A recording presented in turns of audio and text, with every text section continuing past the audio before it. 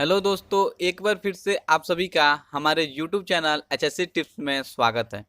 दोस्तों, आज के वीडियो में हम आपसे बात करेंगे लिफ्टिंग पैडाइज के बारे में। इस वीडियो के माध्यम से हम जानेंगे पैडाई क्या है, पैडाई का उपयोग कहाँ पे किया जाता है।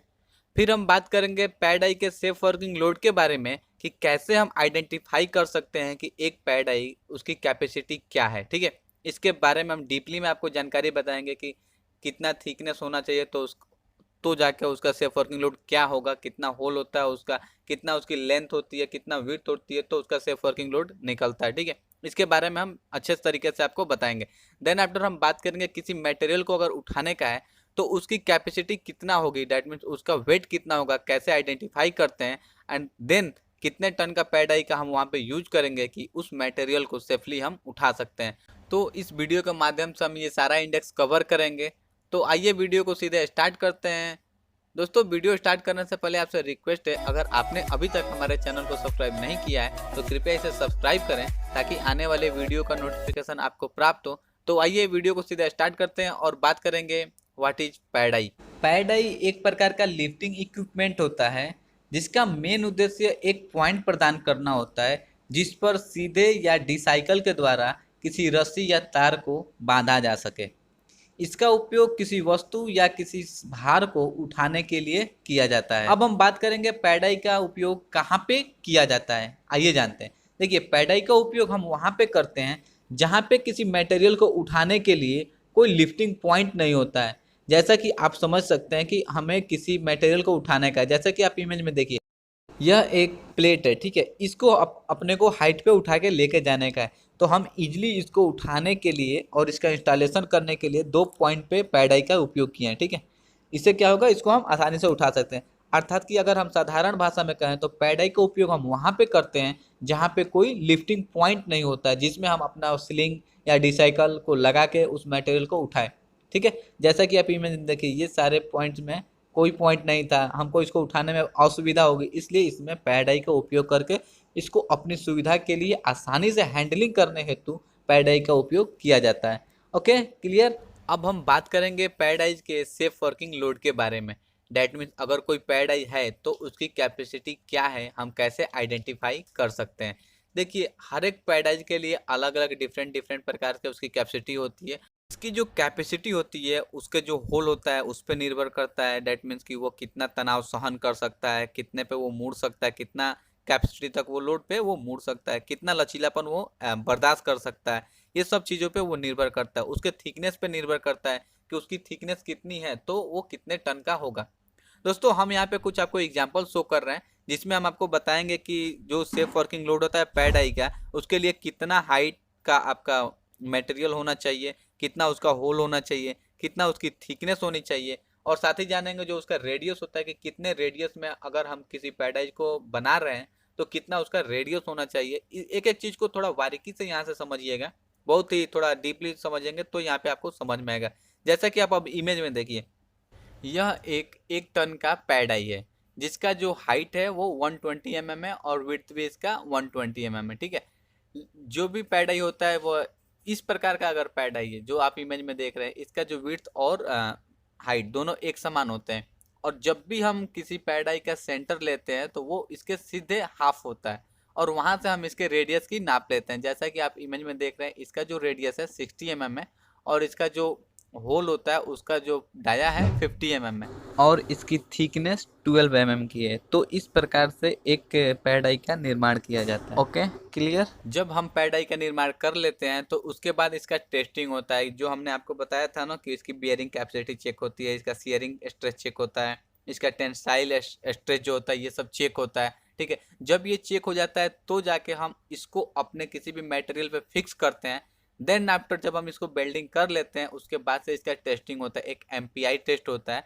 तो उसके बाद वो सर्टिफाइड होता है कि हाँ ये अब अप्रूव्ड है और इसका जो सेफ वर्किंग लोड है कैपेबल है, तब जाके हम अपने मटेरियल को लिफ्टिंग करते हैं। ओके, तो आगे में हम और कुछ भी एग्जांपल बताएंगे जिसमें हम आप डायरेक्ट देखेंगे कि उसका कितने टन का है तो उसका कितना हाइट होता है, कितना उसकी थिकनेस होती है और उसका कितना होल होता है। एंड साथ ही जानेंगे जो उसका रेडियस मैंने आपको बताया कितना कितना रेडियस सबका होता है। तो देखिए, एक टन का जैसे हमने देखा 120 mm इसकी हाइट है और उसकी विड्थ भी 120 mm है। इसकी थिकनेस 12 mm थी और जिसका होल 50 mm है। और जो रेडियस है इसका मैंने आपको बताया था, जो भी इसका हाइट होता है उसका सीधे हाफ रेडियस होता है, तो इसका रेडियस आपका 60 mm है। सेम इसी प्रकार यदि कोई आपका पैड है 3 टन का है तो उसकी हाइट 180 इंटू 180 होती है और इसका जो थिकनेस होता है 18 mm का होता है एंड इसका जो होल का डाया होता है 60 mm का होता है तथा जो इसका रेडियस होता है 90 mm का लेके रेडियस पे हम इस पैडाई का निर्माण करते हैं। ओके, यदि 5 टन का है तो 200 हाइट एंड 200 इसकी विड्थ होती है। इसका जो थिकनेस होता है 20 mm का है एंड इसका जो होल का डाया होता है 60 mm का होता है तथा इसकी जो रेडियस होती है 100 mm की होती है। ओके, इसी प्रकार यदि कोई 10 टन का है तो यहाँ पे जो इसकी हाइट होती है केवल 230 होती है, जबकि इसका विड्थ जो होता है 260 होता है। 230 इंटू 260, इसको थोड़ा ध्यान रखिएगा, height into width. Okay, and जो इसका थिकनेस होता है 22 mm का होता है और जो इसकी होल की डाया होती है 80 mm की होती है तथा इसको जो है इसका जो रेडियस 130 mm लेके निर्मित किया जाता है। ओके, इस प्रकार से कुछ ये एग्जांपल्स हैं जो कि पैड आई के थे। तो इस प्रकार से जब भी हम किसी मटेरियल का लिफ्टिंग करते हैं तो पैड आई को भी इंश्योर करना होता है। अब हम बात करेंगे कि यदि कोई मटेरियल है उसको हमें लिफ्टिंग करने का है तो वो मटेरियल कितने टन का है ये कैसे आइडेंटिफाई करते हैं एंड देन आफ्टर हम कितने टन का पैड आई वहाँ पे यूज करेंगे, आइए एक एग्जांपल के द्वारा समझते हैं। पहले हम मटेरियल का कैलकुलेशन कर लेते हैं कि उसका वेट कितना है, देन आफ्टर पैड आई के बारे में बात करेंगे। देखिए, जैसा कि आप इमेज में देख रहे हैं यह एक प्रकार का स्क्वायर है, ठीक है, जिसका जो आपका लेंथ देख रहे हैं 6 फीट है, इसकी जो विड्थ है 3 फीट है और इसकी हाइट जो है 4 फीट है। ठीक है, तो जैसा कि मैंने आपको बताया था कि एक वॉल्यूम के लिए फॉर्मूला होता है length into width into height. सबसे पहले हम इसका वॉल्यूम निकालते हैं। स्टेप 1 में देखिए हम पहले वॉल्यूम निकालेंगे। स्टेप 2 में इसका डेंसिटी देखेंगे, दैट मीन्स पर स्क्वायर फीट में कितना इसका वेट होता है एंड देन स्टेप 3 में इसका फॉर्मल एक्चुअल में लोड कितना है हम आइडेंटिफाई करेंगे। ओके, तो स्टेप 1 के हिसाब से इसका वॉल्यूम पहले हम निकालेंगे, इसकी लेंथ विड्थ एंड हाइट की मल्टीप्लाई करेंगे। तो सिंपल सी बात है 6 into 3 into 4 equal to 72 cubic feet निकल गया आपका इतना।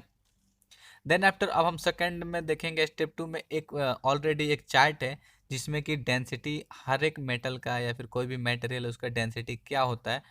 ठीक है, तो जैसा कि आप ये चार्ट में देखिए, चार्ट में हमारा ये मान लीजिए आपका ये स्टील है, ठीक है, तो स्टील का हमारा कितना दे रखा है यहाँ पे देखिए 480 यानी 480 पाउंड्स दे रखा है। ठीक है, इसको अगर हम टन्स में ले तो 7.85 आता है। ठीक है, 7.85 एंड देन अब हम इसका कैलकुलेशन क्या करते हैं कि अगर हमको जब ये मिल गया डेंसिटी मालूम हो गया, देन अब थर्ड स्टेप में अब जो हमारा इसका एक्चुअल लोड होगा वो जो आपका वॉल्यूम और इनटू डेंसिटी, तो वॉल्यूम कितना है हमारा 72 और हमारा डेंसिटी कितना है 480 इक्वल टू 34560 पाउंड। ये जो हमारा कैलकुलेशन है पाउंड में निकला है। जब ये पाउंड में निकला है तो अगर हम इसको टन में कन्वर्ट करेंगे तो उस टाइम 17.28 टन आएगा। ये एक फार्मूला होता है, एक कैलकुलेशन कैसे किया जाता है। ठीक है, तो आप भी कन्वर्ट कर सकते हैं। जब हमको ये आइडेंटिफाई होगा कि जो हमारा मटेरियल है 17.28 टन का है, तो अब हम इसके चारों कॉर्नर पे क्या करेंगे, पैडाई का यूज करेंगे।